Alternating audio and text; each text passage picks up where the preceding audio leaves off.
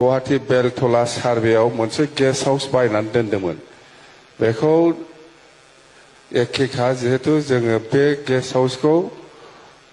मा होनदों खोनाखाबायना बर' Kasari welfare autonomous council ओरैनो होबाय जोङो भारा जाग्रा नङा प्रमद बर'आ बेखौनो फाग्ला खेबसेनो होबानो जायो भारासो जागासिनो दं नोंसिनिफ्राय मानगोनां रायजोफोर दिनैनि गुबै टपिकआनो जाहैबाय जोंहा आसामनि सीएम हिमन्त बिश्व शर्मा सारा फंनैसो बाथ्रा बुंदों आरो बे बाथ्राया मा जोंहा थांनाय बिटिसि इलेक्शनाव बिजेपिया जोंनि बे बिटिसिआव मोनसेबो देरहानो हायाखै थामहिनबा मोनसेफोरल' देरहानो हादों नङा होनब्ला बेखौ लानानै गोबां बाथ्रा बुंदों जोंहा आसामनि सीएम हिमन्त बिश्व शर्मा सारा बेजोंनो लोगोसे गोबां भिडिअ क्लिपखौ नोंथांमोना बे भिडिअनि गेजेरजों नुनो मोनगोन अब्ला रायजोफोर नोंथांमोना आङो बेफोर गासै भिडिअ क्लिप्सखौ स्टेप बाय स्टेप होबाय स' नोंथांमोना नायग्रो लोगोसे खोनासंग्रो যিহেতু বিটিচিত আমি হাৰি গ'লোঁ সেইকাৰণে এতিয়া জিকিম নে নিজিকিম ময়ো নাজানো সেইকাৰণে মোৰ ইমান উৎসাহ নাই প্ৰাৰ্থীবিলাকে জানিব তেওঁলোকে সাহস ক'ৰ পৰা পাইছে মোৰ কিন্তু ইমান সাহস নাই গতিকে প্ৰাৰ্থীবিলাককে সুধি ল'ব যে তেওঁলোকে যদি বিটিচিত জিকা নাই বিধানসভাত কেনেকৈ জিকিব গতিকে ক'ৰ পৰা সাহস পাইছেতো তেওঁলোকে জানিব যদি বিটিচিত জিকিলোহেঁতেন তেতিয়াহ'লে ইয়াত 10জন কেণ্ডিডেট হ'লহেঁতেন এটা বিটিচিত আমি গোটেইকেইটা চিটতে ইয়াত হাৰিছোঁ গতিকে এতিয়া নেতাটো নেতা হ'ব পাব্লিক আছেনে নাই লগত বিটিচি ইলেকশ্যনত আমাৰ ৰিজাল্টটো ভাল হোৱা নাই সেইকাৰণে বহুত বেছি আমি উৎসাহী নহয় আমাৰ মিত্ৰ দল আছে আলোচনা কৰি যিকেইটাত পাৰোঁ সেইকেইটাত আমি কণ্টেষ্ট কৰিম बड'लेण्ड टेरिट'रियेल काउन्सिल बिटिसिनिफ्राय गुवाहाटी बेलथला सार्भेआव मोनसे गेस्ट हाउस बायनानै दोनदोंमोन बेखौ एखेखा जिहेतु जोङो बे गेस्ट हाउसखौ मा होनदों खोनाखाबायना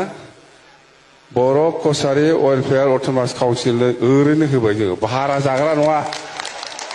प्रमद बर'आ बेखौनो फाग्ला खेबसेनो होबानो जायो भारासो जागासिनो दं नोंसिनिफ्राय मानो भारा जानांगौ ओरैनो होनांगौ नै होखालांबाय आङो माथो ओरैनो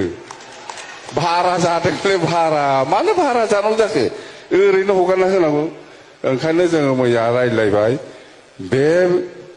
गुवाहाटी बेलथला सार्भेनि बे न'खौ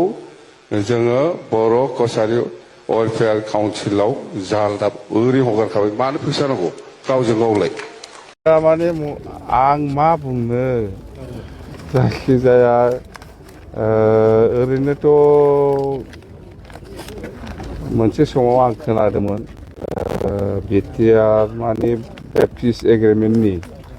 जिथु दफाफोर बियो 82% जाफुंबाय होनलाबायनाय खोनादोंमोन आं बेसेबां नंगौ नङा जेब्ला आखाइ होगोन अब्लासो बुजिगोन आं 82% बाथ' 18%ल'सो आंहा मावनांगौआ दा खोथाया बेसो जेखिजायानो जाया जेसेबां पार्सेन्ट दं मावनांगौ जिखिनि बाखि दं बेखौ आङो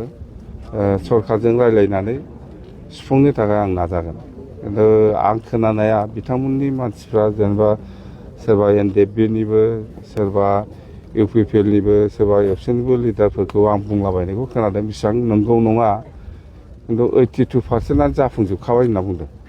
दा 18% दंबावो बेखौ नायनोसै आङो बेखौनोथ' होनदां बारग' एनडिएफबि माने एनडिएफबिफोरनि माखासे केस आरो रिहेबिलिटेसन आरो जेलनिफ्राय सख'नांगौ बेनि सायाव जों जिहेतु सरकार बानायदों सरकारा दायथ' दं जों सेस्था खालामगोन जों रायज्लायगोन दाथ' सिगनेटरि हिसाबै जेनेबा जोंना एमपि इउजिगोरा बिथाङा दंफैयो इउजि ब्रह्म बिथाङा दंफैयो लरेन्स इस्लारि दंफैयो रोनगोरा बिथां एमपिआबो दंफैयो आरोबाव नुजोबाखै आं फैगोन खोमा सम दं दाबो दे আজি হ'ল 27 জানুৱাৰী বড়ো পিচ এগ্ৰিমেণ্ট পিচ একৰ্ডৰ দিন আৰু আমি বিটিচি গভৰ্ণমেণ্ট হৈ পেলাই আজি সেইটো চেলিব্ৰেট কৰিবলৈ হাতত লৈছোঁ আৰু আমাৰটো হ'ল শান্তি চুক্তিৰ নামত government of India, government of Assam আৰু চুক্তিকাৰী এপছু, NDFB আৰু UBPৰ মাজত যিখিনি এগ্ৰিমেণ্ট হ'ল, সেইখিনি এগ্ৰিমেণ্টৰ যিখিনি চুক্তিৰ দফাবিলাক আছে সেইটো ৰূপায়ণ কৰাটো চৰকাৰৰ দায়িত্ব। এই হিচাপত মই আলোচনাত বহিম গভৰ্ণমেণ্ট অফ আছাম বা গভৰ্ণমেণ্ট অফ ইণ্ডিয়াৰ লগত। যিখিনি NDFBৰ সমস্যা বা যিখিনি আপচুৱে শান্তিৰ চুক্তিৰ নামত যিখিনি দফাবিলাক এগ্ৰিমেণ্ট কৰি আনিছে সেইটো মই চেষ্টা চলাম, নিশ্চয় কৰিব। কিছু দফা আছে এতিয়ালৈকে হোৱা নাই, যেনেকৈ আমাৰ কাৰ্বি আংলং আৰু ডিমা হাছাওৰ বড়োসকলক ST হিলছ বনোৱা, সেইটোতো মেইন আমাৰ ডিমাণ্ড। সেইটো BTC চুক্তিটো আছে আৰু